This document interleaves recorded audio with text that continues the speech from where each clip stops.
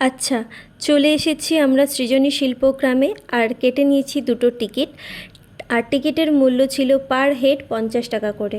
ওই দিন আমাদের বাড়ি ফেরার ছিল, আর আমাদের ট্রেন ছিল ওই 12টা নাগাদ। যেহেতু আগের দিন সোনাঝুরিতে এতটাই সময় ওখানে কাটিয়েছি, সেহেতু আশপাশের আর কোথাও ঘুরতে পারিনি। তাই আমি দিদিকে বললাম, আমি কি শুধুমাত্র সোনাঝুরির হাটটাই ঘুরবো বলে এসেছিলাম, আর কোথাও কিছু ঘুরবো না? তো ও আমাকে বললো, আচ্ছা ঠিক আছে, তুই মন খারাপ করিস না, তোকে এখানে আমি সৃজনী শিল্পগ্রামটা ঘোরাবো। এটা মূলত ভারতের বিভিন্ন রাজ্যের লোকশিল্প, কুটির শিল্প ইত্যাদি এগুলোই নির্মাণ করা আছে।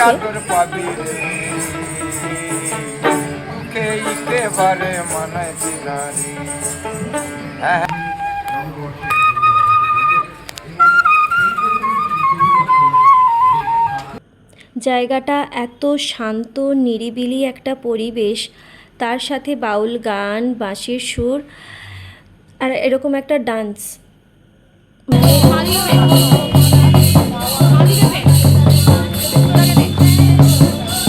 সব কিছু মিলিয়ে একটা মনোমুগ্ধকর পরিবেশ। তোমরা যারা নিরিবিলি পরিবেশ পছন্দ করো, এখানে অনায়াসেই 8 থেকে 9 ঘন্টা কাটাতে পারবে।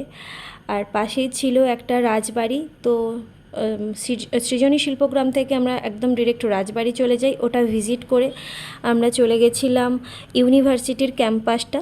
তো ইউনিভার্সিটিতে তোমরা সবাই জানো, ইউনিভার্সিটিতে আফটার কোভিড আর একদমই ঢুকতে দেওয়া হয় না, তো বিফোর কোভিড ঢুকতে দেওয়া হতো। তো এই ছিল আমার একটা ছোট্ট খাট্ট বোলপুর ট্যুর। তোমাদের ভালো লাগলে অবশ্যই লাইক অ্যান্ড শেয়ার।